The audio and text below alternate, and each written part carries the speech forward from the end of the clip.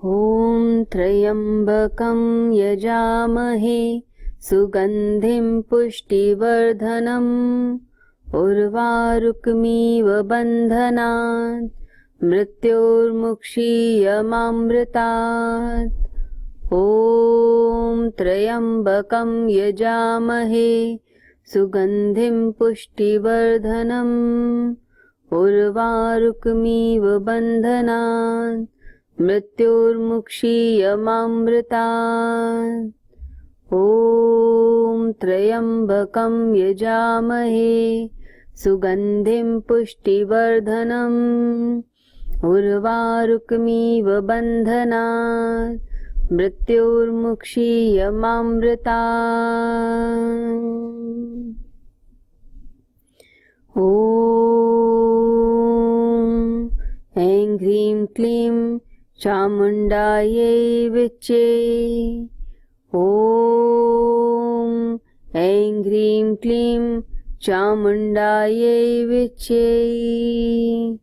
ॐ ऐं ह्रीं क्लीं चामुण्डायै विच्चे। ॐ नमः शिवाय। ॐ नमः शिवाय।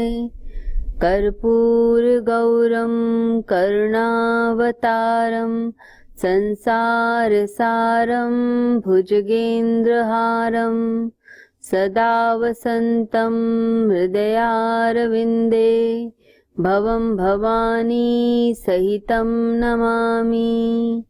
ॐ नमः शिवाय। ॐ नमः शिवाय। ॐ नमः शिवाय। ॐ नमः शिवाय। ॐ गुरुर्ब्रह्मा गुरुर्विष्णु गुरुर्देवो महेश्वरः गुरुर्साक्षात् परब्रह्म तस्मै श्री गुरुवे नमः। ॐ शान्तिः शान्तिः शान्तिः। ॐ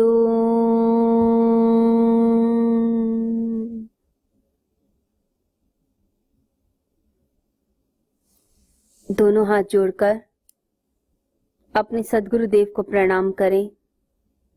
अपने इष्ट को प्रणाम कीजिए। इस ब्रह्मांड के कण कण को प्रणाम। पंच तत्वों को प्रणाम। दोनों हाथों को रब कीजिए। मस्तक पर रखें हथेलियों को। आंखों को टच करें। चेहरे को टच करें। कंठ, हृदय, नाभि केंद्र, पैरों पर ऊर्जा लगाएं। हाथों पर ऊर्जा लगाएं। समस्त पृथ्वी, समस्त जग इस ब्रह्मांड को प्रणाम करते हुए, धरती माता को स्पर्श करते हुए मस्तक पर लगाएं। कृतज्ञता को अनुभव करें। कोमलता से नेत्रों को खोलेंगे। आंखों में जिस व्यक्ति के प्रेम का भाव हो, जिसके नेत्रों में पवित्रता हो, शांति हो, जो अपने हृदय में करुणा को धारण करता है, जिसके मस्तक पर तेज रहता है, जिसके मुखमंडल पर अलग ही आभा दिखाई देती है, ऐसा व्यक्ति इस जगत में सेवा ही करना चाहता है। इस जगत के उत्थान के लिए कार्य करना चाहता है। उसके लिए फिर उसका अपना कुछ नहीं रह जाता। सब कुछ मानवता के कल्याण के लिए ही वह कार्य करता है। एक साधक होने का मतलब है कि हम अपने आप को साधते हुए, अपने सेंटर में जाते हुए, अपने केंद्र से जुड़ते हुए हम इस जगत के बारे में भी सोचें। हम स्वार्थी ना हो जाएं कि हमारी साधना सब कुछ हमारा ही नहीं। भगवान बुद्ध जब साधना कराते थे तो कहते थे कि ध्यान के उपरांत, साधना के उपरांत भगवान से प्रार्थना करो कि जो साधना आपने की उसका फल समस्त सृष्टि को प्राप्त हो, सभी का कल्याण हो, सभी का भला हो। हमारे हिंदू धर्म के अंदर भी ये सिखाया जाता है कि जब आप यज्ञ करें, जब आप ध्यान करें, पूजन करें, उसके उपरांत सर्वे भवन्तु सुखिनः की प्रार्थना की जाए कि परमात्मा सबका कल्याण करना, सबका तुम भला करना। सबके भले में ही मेरा भला छिपा है, क्योंकि मैं संसार से अलग नहीं हूं। जब हम संसार के भले के लिए प्रार्थना करते हैं, इसका मतलब यह है हम ये मानते हैं कि हम सागर की एक लहर हैं, सागर का ही हिस्सा है, हम उससे अलग नहीं। हम वो एक कड़ी हैं जो इस ब्रह्मांड को जोड़ती है, हम ब्रह्मांड से अलग नहीं। जब व्यक्ति स्वार्थ में पड़ता है तो वो सिर्फ अपना सोचता है, यानी अपने आप को ब्रह्मांड से कट करता है। हमारी संस्कृति वसुदैव कुटुंबकम की संस्कृति रही है, यानी हम मानते हैं कि ये पूरा विश्व हमारा घर है, ब्रह्मांड हमारा घर है, और इस ब्रह्मांड की सेवा करना, इससे प्रेम करना, करुणा करना, ये हमारा कर्म है, कर्तव्य है, और ये सहज रूप से होगा। जब कोई व्यक्ति आत्म साक्षात्कार करता है तो उसी आत्मा के दर्शन सभी में करता है, चाहे वो चिड़िया हो, चाहे पशु पक्षी हो, कोई जीव जंतु हो, उन सभी में समदर्शन करना, सब में समता, वही आत्मा उसमें, वही आत्मा मुझ में भी है, वैसे ही दर्शन करने लग जाता है। तो सहज रूप से प्रेम फलित होगा, क्योंकि मैं भी वही, वो भी वही, हम सब एक ही हैं, ब्रह्मांड के हिस्से हैं। तो साधक के लिए कर्तव्य है कि प्रेम का भाव लेकर चले, और ये प्रेम का भाव ही सेवा में कन्वर्ट हो जाता है। जिससे हम प्यार करते हैं उसके लिए कुछ भी करना चाहते हैं। हम अपने बच्चों से प्यार करते हैं, अपने परिवार से प्यार करते हैं, तो बच्चे कभी कुछ कह भी दें तो भी बुरा नहीं मानते, बल्कि और कुछ करने का मन करता है। एक माँ बच्चे को सुबह उठाती भी है, खाना भी खिलाती है, उसकी बातें भी सुनती है, कभी कभी उसका क्रोध भी सहती है, सब कुछ सहती है, परंतु ये सब क्यों करती है? उसके बदले में उसे क्या मिलता है? कोई धनराशि तो नहीं मिलती। माँ ये सब करती है क्योंकि सहज प्रेम है, प्रेम के वश में। ऐसे ही हम इस संसार का भला तब करते हैं, उसकी सेवा तब करते हैं जब हमारे भीतर प्रेम का भाव आता है, जब हम सबको अपना मान लेते हैं। नहीं तो कोई सेवा नहीं करेगा। तो सेवा यदि कोई व्यक्ति कर रहा है, यानी उसके अंदर अनन्य प्रेम का भाव है, अनन्य प्रेम का भाव, और ये प्रेम जितना बढ़ता है उतना हम ब्रह्मांड से कनेक्ट होते हैं। तो साधना करने वाले जितने लोग हैं उन्हें अपने भीतर एक तो प्रेम का भाव बढ़ाना है। समस्त सृष्टि से प्रेम कीजिए, ये सूत्र आज के लिए याद रखें। आज पूरे दिन इसी प्रेम के भाव में रहिए, सबसे प्रेम से मिलें। और प्रेम, पवित्र प्रेम, ईश्वरीय दिव्य प्रेम की मैं बात कर रही हूं। समस्त सृष्टि में, ब्रह्मांड में, सब जगह वही आत्म तत्व है, उसी ब्रह्म के दर्शन कीजिए, उसी के साथ रिलेट करिए अपने आप को। किसी से बात भी करें तो बड़े प्यार से कीजिए, किसी की तरफ भी देखें तो प्रेम से देखें, परंतु वे प्रेम पवित्र प्रेम होना चाहिए। किसी से बदले में कुछ मिल जाएगा इसके लिए नहीं। मैं निष्काम कर्म करता हूं, मेरा हर कृत्य निष्काम है, फल की कोई आशा नहीं, कोई स्वार्थ नहीं। तो अनकंडीशनल लव जिसे कहा जाता है, जिसमें कोई शर्त नहीं, कोई फल की इच्छा नहीं, ऐसा प्रेम आपका जागे तो मुक्ति की संभावना बढ़ जाती है। एक बात। दूसरी चीज हमें ध्यान रखनी है कि हम अपने मूल स्तोत्र से, अपनी आत्मा से जुड़ें।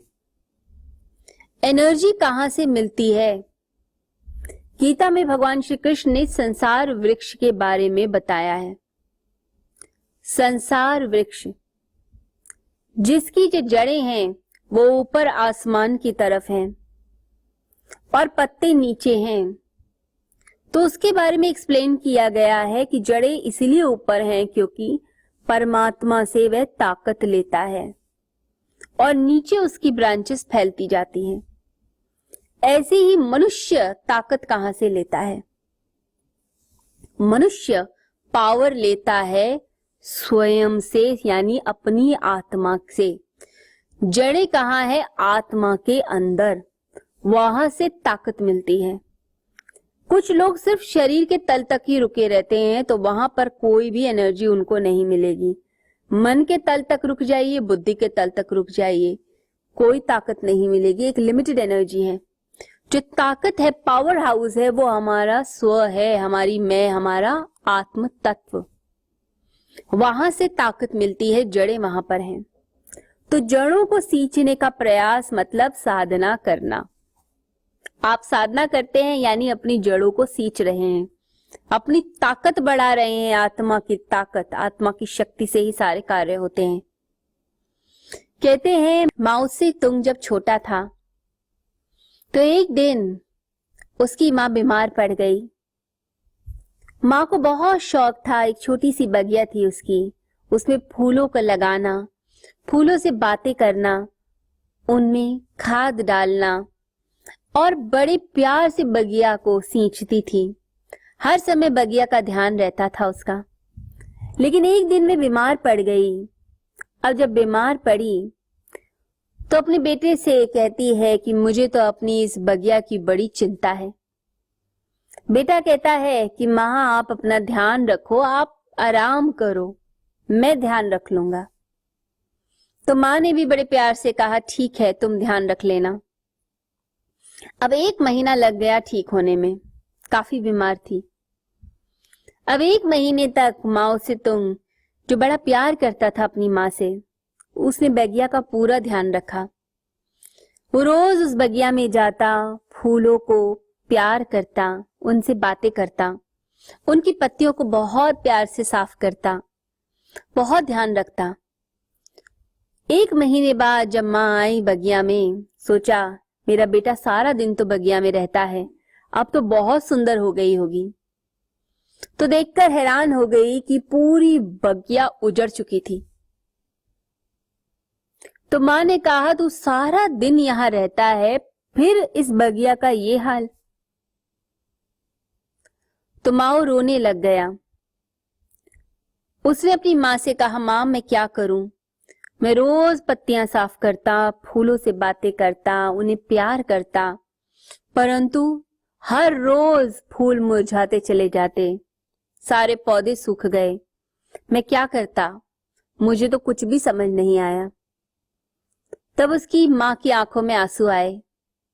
माँ ने बच्चे को बड़े प्यार से बुलाया और रोते हुए बच्चे को चुप कराकर बोली कि बेटा तूने सब कुछ तो ध्यान रखा, फूलों को प्यार किया, उनसे बातें करी, तूने पत्तियों को साफ किया, लेकिन तूने एक इम्पोर्टेंट काम नहीं किया। तो बेटे ने कहा आप बता दीजिए वो क्या था। तो माँ बोली अगर तू पौधों को पानी दे देता उसकी जड़ों में तो ये कभी भी नहीं मरते। तो उस दिन माओ से तुंग ने अपने संस्मरणों में लिखा कि मुझे समझ आया कि जड़ों को सींचना जरूरी है। कई बार क्या होता है, हम व्यक्ति को खाना पीना अच्छा दे देते हैं, उसकी सेहत का ध्यान रखने के लिए एक्सरसाइज करवाते हैं, उसकी एजुकेशन बहुत अच्छी करी जाती है कि उसकी एजुकेशन अच्छी हो, बाद में बहुत पैसे कमाए, जिंदगी की जरूरतें पूरी करने के लिए सब कुछ देते हैं माता पिता।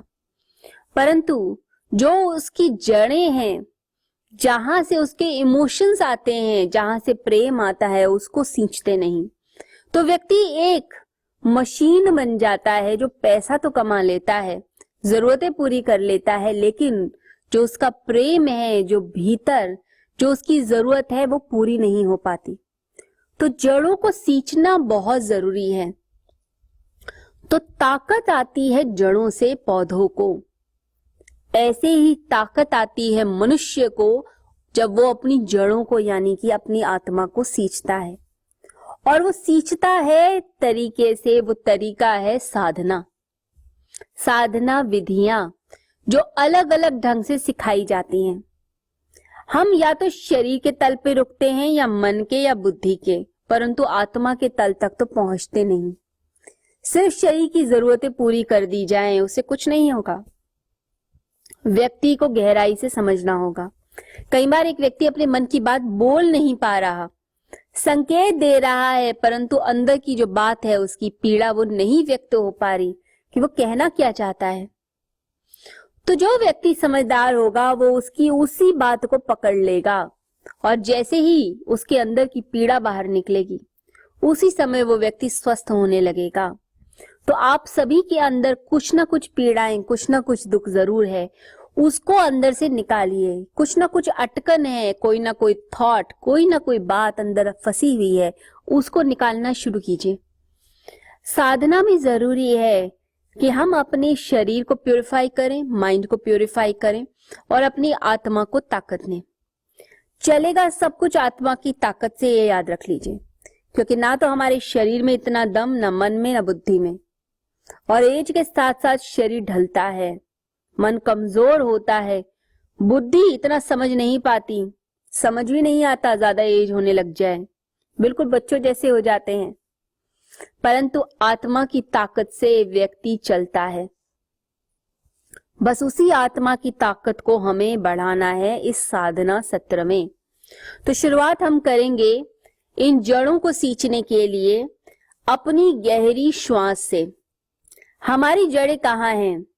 हमारी जो जड़ें हैं आत्मा में, परंतु जो शरीर और आत्मा का संपर्क है वो सबसे ज्यादा कहाँ होता है? वो सबसे ज्यादा होता है नाभि केंद्र पर। जब बच्चा मां के पेट में होता है, गर्भ में होता है, तो ना तो वो हृदय से जुड़ा होता है, ना माइंड से, वो जुड़ा होता है नाभि केंद्र से। तो जीवन का जो प्रवाह है, जीवन की धारा, वो उसे मां की नाभि से जुड़ने से मिलती है, वहां से ताकत मिलती है उसे।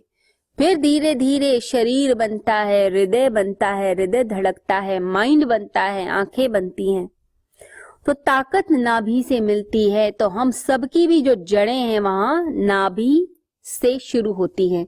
सारी नस नाड़ियां नाभि केंद्र से उनका मूल माना गया है। तो जब साधना होती है, जब आप गहरी सांस लेते हैं, तो सांस आपकी पेट तक जाए, नाभि केंद्र को छुए, ये आवश्यक है। सांस ली, पेट फूला, सांस छोड़ी, पेट पिचक गया। ये एक नॉर्मल बात है जो आप छोटे से बच्चे में देखते होंगे। जब बच्चा सोता है तब उस समय उसका पेट सांस लेते ही ऊपर जाता है, सांस छोड़ते ही नीचे जाता है। तो आत्मा का जो संपर्क है शरीर के साथ कुछ कुछ केंद्रों में होता है, जिसमें से एक केंद्र नाभि केंद्र है, और वहां पर श्वास गहरी जाने से बहुत गहरा असर पड़ता है। तो आपका स्ट्रेस लेवल भी कम होगा, तनाव कम होगा और अंदर से ताकत आनी शुरू हो जाएगी। तो जितनी भी प्राण की क्रियाएं बताई गई हैं, उनमें सबसे पहले कहा जाता है गहरी श्वास, जल्दी नहीं, छोटी नहीं, उथली नहीं, शैलो नहीं, आपको गहरी श्वास लेनी है जो नाभि केंद्र को आंदोलित करे। जैसे ही शून्य बनेगा, उससे ऊर्जा ब्रह्मांड से खिंच के अंदर आनी शुरू होगी। तो हम आज क्या करेंगे? अभी हम इस ध्यान के सत्र में सबसे पहले अपने पेट पर राइट हैंड को रखते हुए नाभि केंद्र पर, और कुछ देर यानी 10 टाइम्स हम सांस गहरी भरेंगे और पेट को फुलाएंगे, और सांस छोड़ते ही पेट पिचक जाएगा। इसे 10 बार करके देखिए। आइए शुरू करते हैं। नेत्रों को प्यार से बंद करके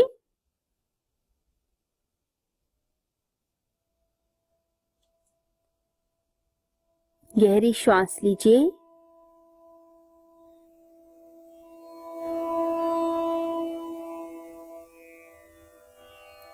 धीरे धीरे सांस बाहर और पेट पूरा पिचक जाए।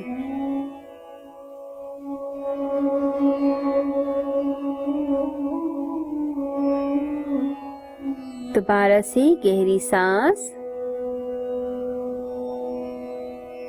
पेट फुलाइए।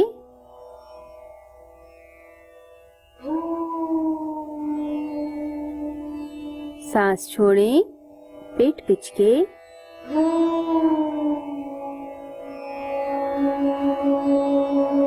10 टाइम्स करें।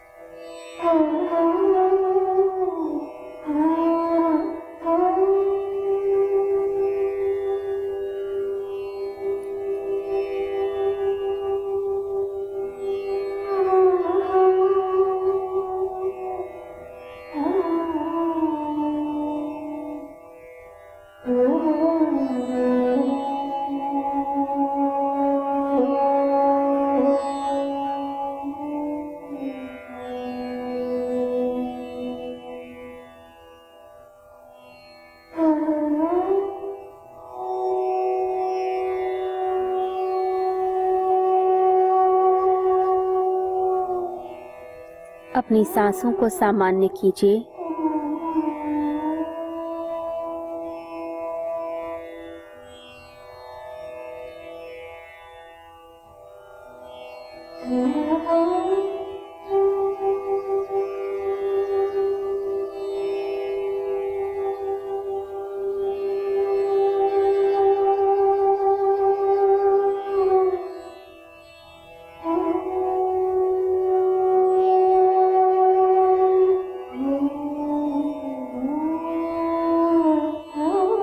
शांत करते जाएं स्वयं को।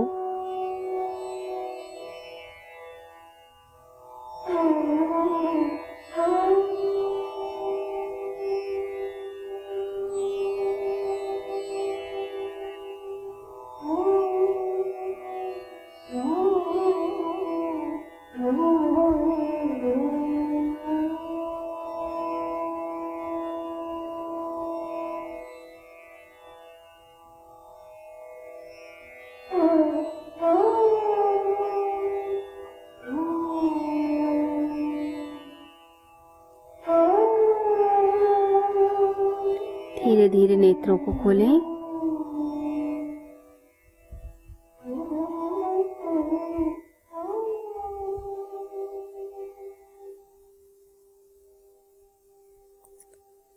मन एकदम शांत हो जाता है जब हम ध्यान की कोई भी क्रिया करते हैं या प्राणों की साधना करते हैं। गहरी श्वास भीतर जाए, नाभि केंद्र को आंदोलित करे और फिर सांस पूरी तरह से बाहर। इसे हम एब्डोमिनल ब्रीदिंग भी कहते हैं, यानी श्वास गई अंदर, पूरी तरह से नाभि केंद्र को टच करती हुई, फेफड़ों में ऑक्सीजन देती हुई, रक्त के अंदर घुलती हुई और फिर धीरे धीरे बाहर सारे तनाव को फेंकती हुई। तो यह जो क्रिया है, यह अपने आप में पूर्ण क्रिया है और यह मन को शांत कर देती है। अब हम ध्यान की अगली क्रिया की तरफ चलते हैं।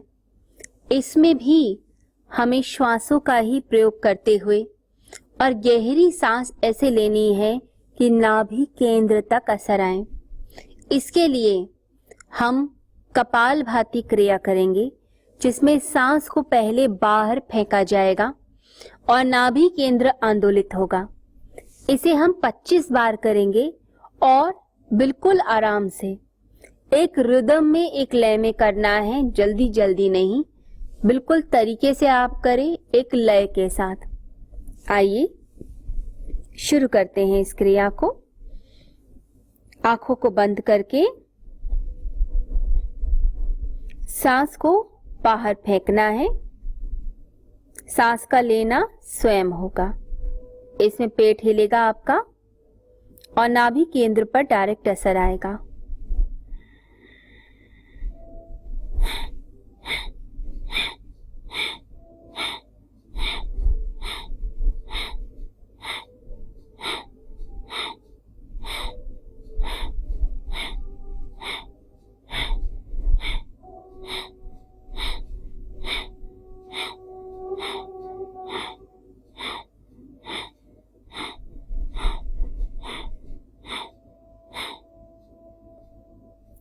रिलैक्स। 3 बार ओम का उच्चारण करेंगे हम सभी।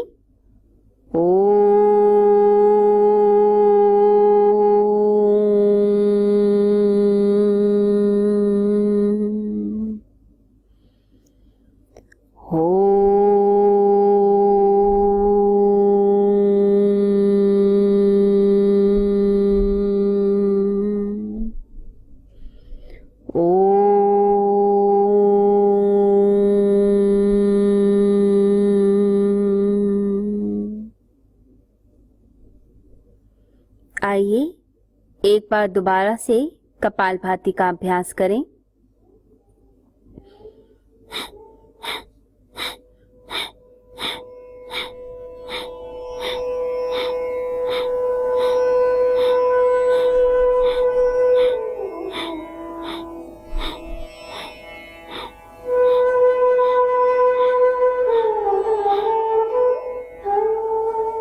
ओम का उच्चारण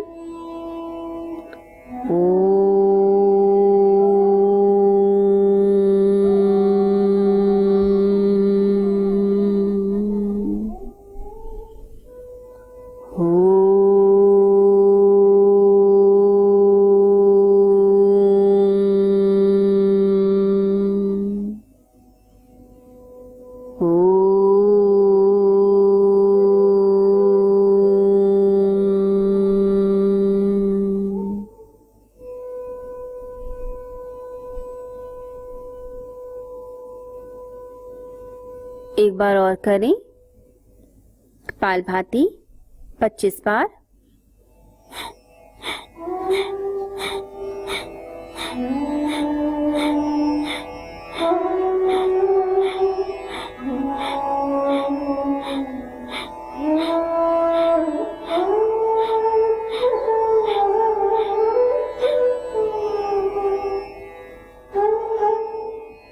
शांत हो जाएं।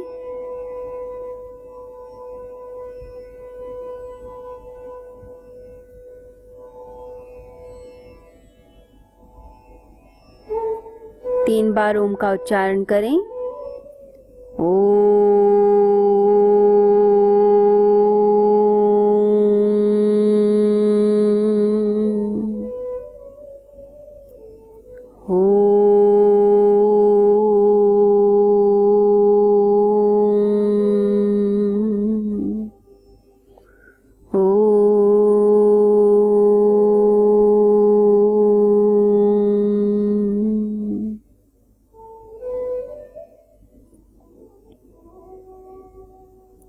कोमलता से नेत्रों को खोलें।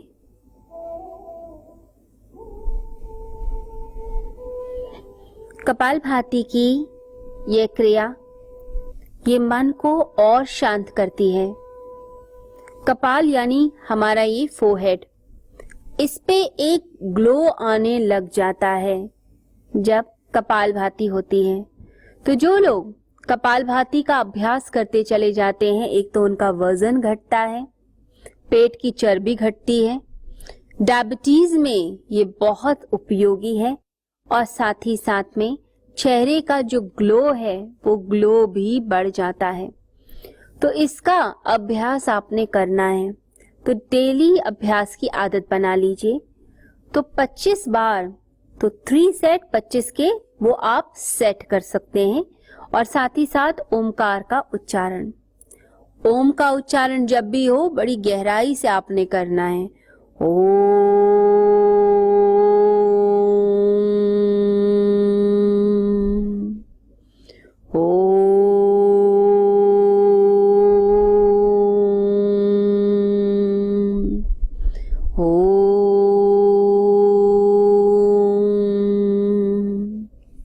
ऐसा लगे कि आत्मा से पुकार है, ऐसी पुकार जो आपको अंदर तक हिला दे। हमें स्वयं को जगाना पड़ता है, बार बार याद दिलाना पड़ता है हम कौन हैं। हम भूल जाते हैं।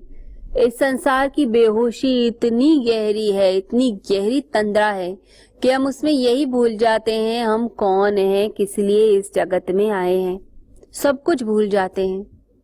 तो अपने केंद्र से जुड़ना ये जरूरी है, खुद को याद दिलाना जरूरी है। इसलिए बार बार ओमकार का उच्चारण करें, बार बार स्वयं को याद दिलाएं आप कौन हैं। जब भी व्यक्ति परिधि पर जिएगा और केंद्र की तरफ नहीं आएगा तब तक फंसेगा। हम आउटर सर्कमफ्रेंस में तो जीते हैं, बाहर की परिधि दुनिया में जी रहे हैं, सब चीजों पे ध्यान, परंतु खुद पर कोई ध्यान नहीं। बार बार स्मृति सघन कीजिए, इसे स्मृति साधना भी कहा गया है। स्मृति साधना, अपने आप को याद करना, तो यह एक साधना की बड़ी गहरी विधि है, जिसे गीता में भी भगवान श्री कृष्ण ने बताया है। एक है केंद्र यानी देही आत्मा, और एक है परिधि यानी कि देह। देह और देही, देही आत्मा होती है और देह शरीर। तो शरीर बाहर है और आत्मा भीतर है। बस उस आत्मा से जुड़ना है जो शाश्वत है, सनातन है, अविनाशी है, स्थाणु है। उस आत्मा से हम जुड़ें और याद कराएं बार बार।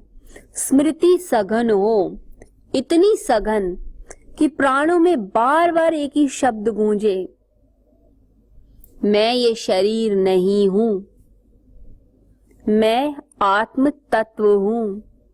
जब विचार परेशान करें, बहुत से लोगों को प्रॉब्लम होती है डिप्रेशन की, बहुत से लोगों को लोनलीनेस की प्रॉब्लम होती है, एंजाइटी, बीपी, ये सब चीजें विचारों का खेल। जब विचार अशुद्ध आए, आपने डांटना है अपने आप को और कहना है मैं विचार नहीं हूं। याद कराइए, जैसे याद कराते हैं हम बच्चों को, कोई मंत्र याद कराना है, टेबल्स याद कराने हैं, तो वह पीछे पड़ी रहती है छोटे बच्चों के साथ, बार बार याद कराती है। टीचर्स पीछे पड़ते हैं स्कूल में, तब जाके कुछ चीजें याद होती हैं। तो ये समझ लीजिए कि स्मृति सघन करनी है अपने बारे में, मैं कौन हूं। मैं ये शरीर नहीं जिसमें इतने रोग हैं, इतनी पीड़ा है, परेशानी है, नहीं, मैं ये शरीर नहीं हूं। ना मैं ये विचार हूं जो मुझे परेशान करते हैं, मुझे तंग करते हैं, रुलाते हैं, परेशान कर देते हैं, इरिटेट कर देते हैं। मैं अपने लक्ष्य की तरफ जाते जाते मुड़ जाता हूं इन विचारों के कारण। कोई एक व्यक्ति आया और उसने गलत विचार किया और आपके मन को छू गई बात, आप तुरंत यू टर्न आपने ले लिया। अब पूरा मन की मशीनरी खराब हो गई और पूरा दिन आप अपने माइंड को ठीक करते रहिए, क्योंकि आपने उस विचार को पी लिया और स्वयं को भूल गए आप स्वयं में क्या है। यही परेशानी शुरू हो जाती है। इससे जो लोग बहुत टची होते हैं, बहुत जल्दी बुरा मानते हैं, दुख मना लेते हैं, उनको परेशान करना बहुत आसान है और दुनिया का काम ही है परेशान करना, तंग करना। लोग चाहते हैं आप दुखी हो, लोग चाहते हैं आप परेशान हो। तो लोगों की बातों में मत आइए, अपने आत्म केंद्र की तरफ मुड़िए। जो साधक होते हैं वो शक्तिशाली होते हैं। डेली साधना करके अपनी शक्ति बढ़ाइए, क्योंकि हम बार बार भूल जाते हैं। क्योंकि जन्मों की ऐसी आदत है कि लगता है मैं शरीर, मैं ये प्राण, मैं मन, मैं बुद्धि, परंतु मैं आत्मा, ये भूल जाते हैं। और कई बार तो ये हाल हो जाता है जन्मों जन्मों के अभ्यास से कि बाद में तो लोग आत्मा को ही नकार देते हैं। आत्मा है भी या नहीं, हमने तो कभी महसूस ही नहीं की। यदि महसूस ही नहीं करी, इसका मतलब क्या है? इसका मतलब यह है कि इतना हम अनात्म उपाधियों से जुड़ गए, बाहरी चीजों से इतना जुड़ गए, यानी कि शरीर मन बुद्धि से इतना जुड़ चुके हैं हम कि अब हम खुद को ही भूल चुके हैं। तो स्मृति साधना कहती है याद कराइए। सुबह, दोपहर, शाम 3 चीजें होती हैं मनुष्य के अंदर। एक उसका शरीर, एक उसके विचार और एक उसका भाव। इन 3 चीजों से जुड़ाव होता है, तादात्म्य होता है, कांटेक्ट होता है और फिर सारी चीजें उलझने लगती हैं। शरीर मन बुद्धि, तो हम कह सकते हैं शरीर विचार भाव। तो विचार परेशान करते हैं, बॉडी की परेशानियां वो आपको दुखी कर देती हैं। साथ ही साथ में आपके भाव, क्रोध का भाव, ईर्ष्या का भाव, वासना का भाव, तृष्णा का भाव, लालच का भाव, ये भावनाएं, ये इमोशंस परेशान कर देते हैं।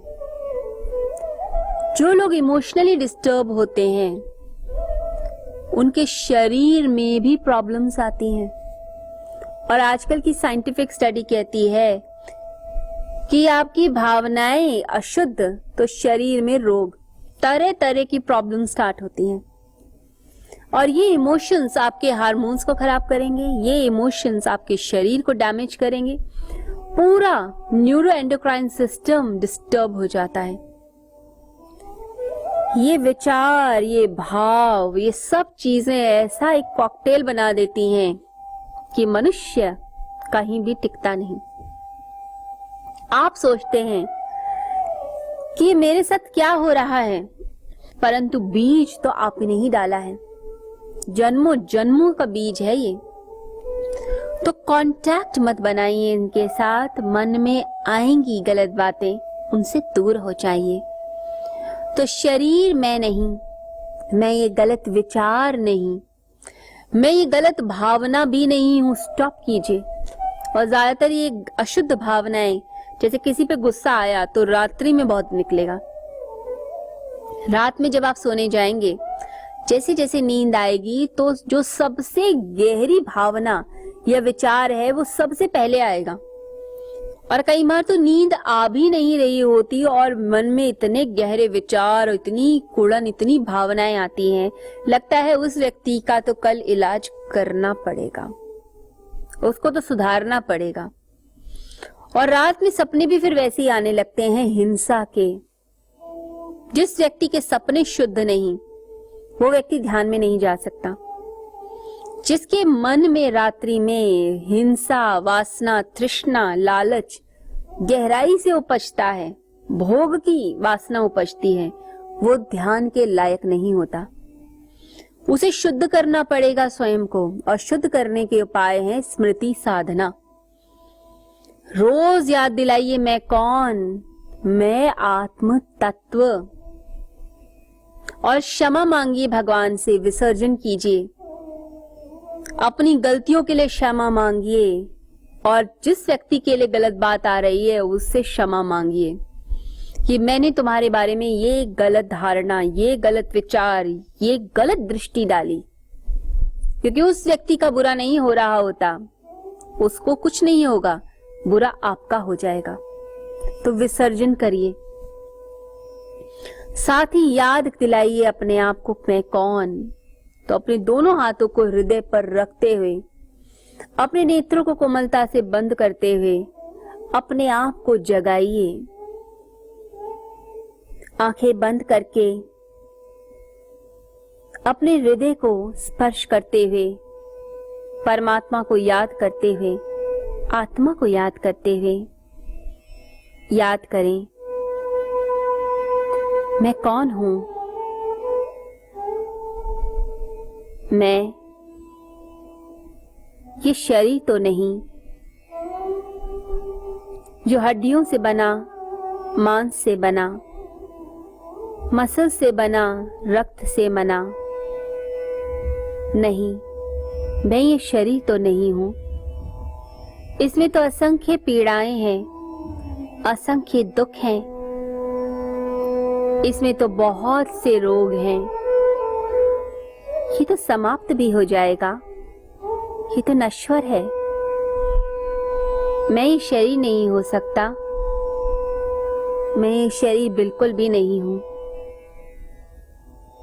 I am not body.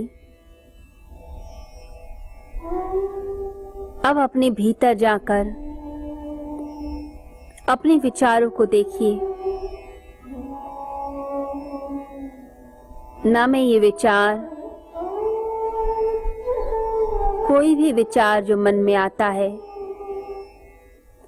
मैं वे विचार नहीं हो सकता, क्योंकि मैं तो विचारों को देखने वाला हूं। अगर मैं विचार होता तो इन विचारों को कभी भी मैं देख नहीं पाता। मैं विचार नहीं, मैं विचार के पार उसको देखने वाला हूं। मैं ये अशुद्ध भावनाएं भी नहीं, अशुद्ध भावनाएं जो मुझे तंग करती हैं, मैं तो इन भावनाओं को महसूस कर सकता हूं। ये उठती हैं मेरे भीतर, ये क्रोध की लहर, ये वासना की लहर। जैसे ही ये उठने लगती है, मुझे पता चलता है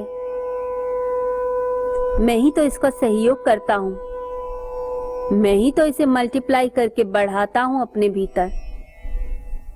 जब वासना उठती है तो इस वासना के साथ मैं जुड़ जाता हूं, इसे भीतर बढ़ाता हूं और फिर बाद में खुद ही पश्चाताप भी करता हूं। खुद ही अपने आप को बोलता हूं, ये मैंने क्या किया। मैं ही क्रोध करता हूं, ईर्ष्या में फंसता हूं और ईर्ष्या, क्रोध, द्वेष करके फिर स्वयं को प्रताड़ित करता हूं। स्वयं को समझाता हूं कि ऐसा नहीं करना चाहिए था। मैं खुद के उलझनों में उलझ जाता हूं स्वयं की इच्छा से। ना मैं ये विचार, ना भावना, ना शरीर, मैं कौन हूं? मैं आत्म तत्व, मैं देखने वाला, मैं आत्मा हूं। वो शुद्ध आत्मा जिसे कोई स्पर्श नहीं कर सकता, जिसे पंच तत्व छू नहीं सकते, जिसे शस्त्र भेद नहीं सकते, जिसे वायु सुखा नहीं सकती, जल गीला नहीं कर सकता, अग्नि भस्म नहीं कर सकती। मैं समस्त पर्दों के पीछे छिपा आत्म तत्व, शरीर, मन, बुद्धि के पर्दों के पीछे छिपा एक आत्म तत्व हूं। मेरे ही प्रकाश से ये शरीर चलता है, मेरे प्रकाश से ये मन, ये बुद्धि चलती है। ये मन नहीं जानता आत्मा के बारे में, परंतु ये मन कार्य आत्मा की शक्ति से करता है। ये आत्मा ही है जिसका प्रकाश चारों ओर फैला है। मैं शुद्ध तत्व हूं, मैं आत्मा हूं, मैं निष्काम कर्मी हूं, मैं चैतन्य हूँ, मैं स्थाणु हूँ, मैं सनातन हूँ, मैं पुरातन हूँ, मैं अज्ञेय हूँ, मैं आत्मा हूँ। मैं ही ताकत, शक्ति, साहस, प्रेम देता हूँ। अपने भीतर इस आत्म तत्व में झांकें।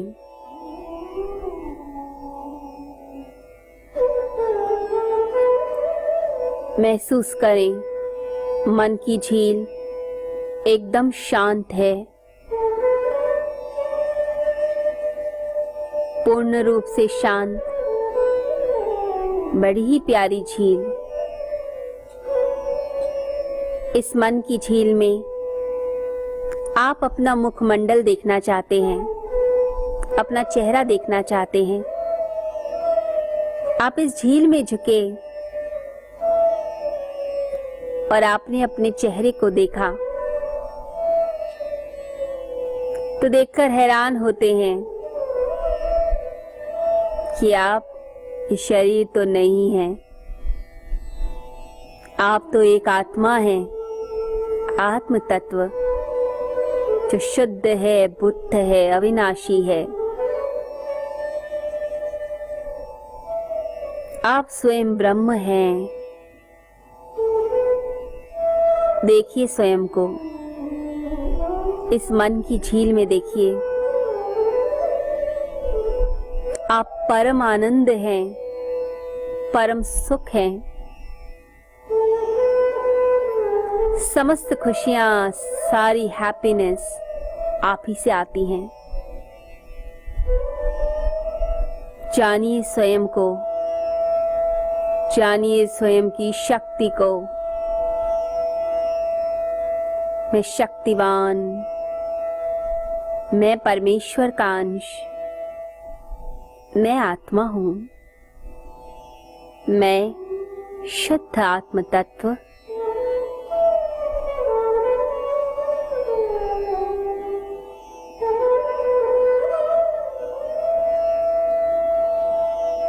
दोनों हाथों को नीचे रखें। कुछ देर ओम का उच्चारण करेंगे हम सभी।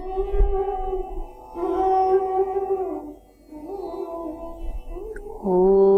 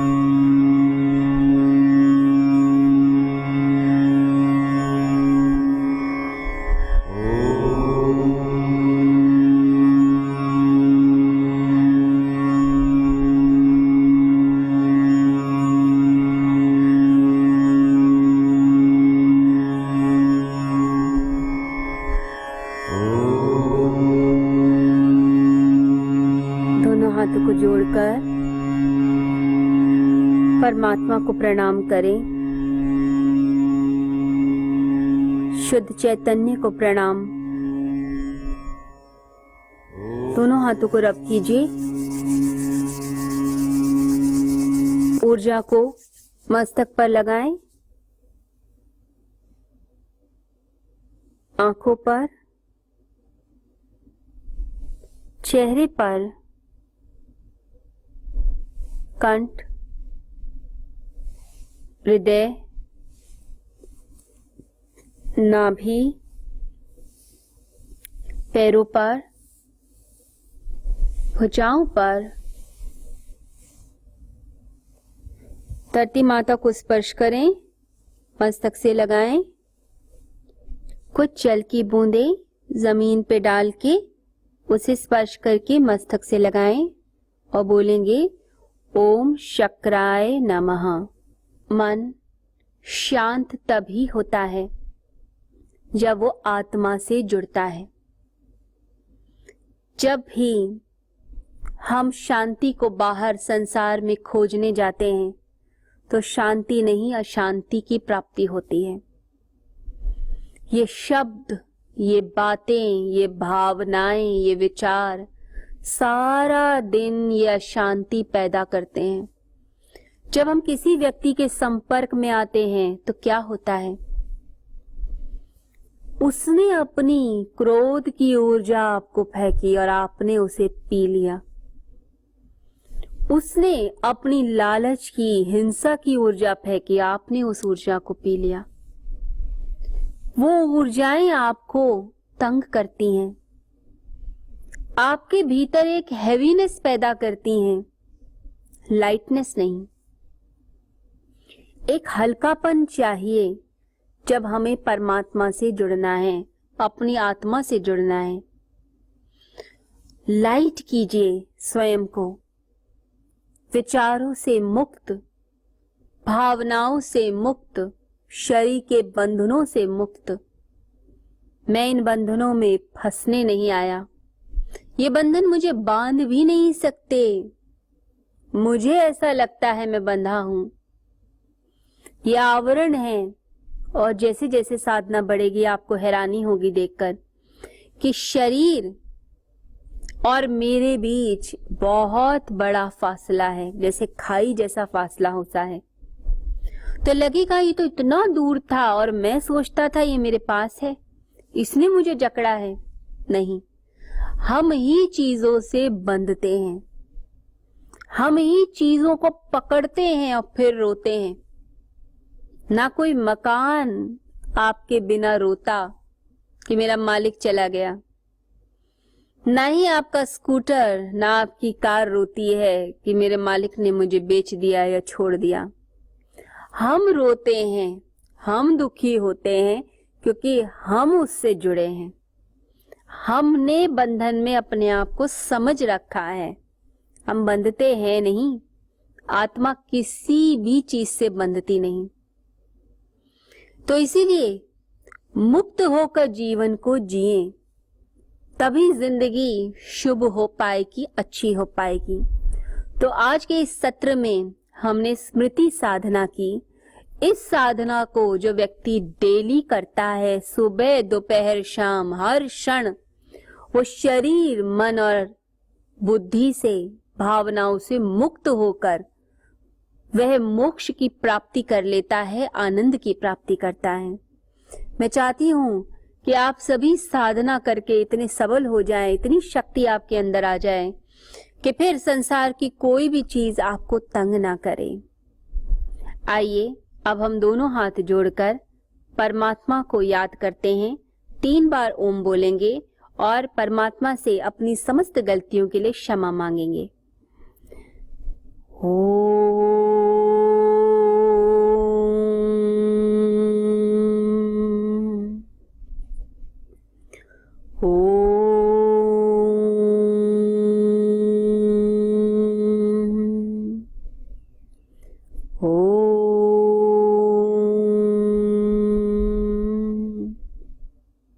हे परमेश्वर, हमारी समस्त भूलों के लिए हमें क्षमा कीजिए।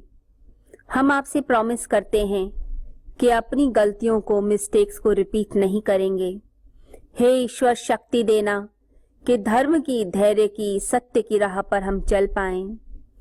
ओम नमः शिवाय, ओम नमः शिवाय, ओम नमः शिवाय। हरि ओम।